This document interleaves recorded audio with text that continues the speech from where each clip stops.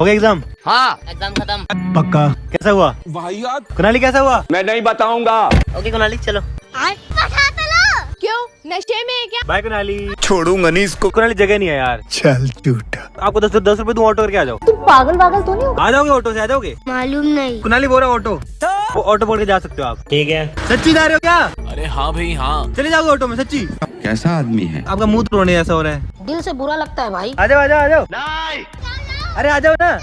अरे मजाक कर रहा था यार। बस हवा निकल गई। अकेले रहोगे यहाँ? हाँ रह लोगे अकेले? हाँ। आओ चुपचाप आओ। अब आए ना लाइन पे। मेरे को पहले से ही पता था कि आप प्रैंक कर रहे हो। तुम्हें कैसे पता चला? सर अपने भाई को छोड़ ही नहीं सकता। कुछ भी। तुम्हारा भाई है? हाँ। गजब बेइज्जती है।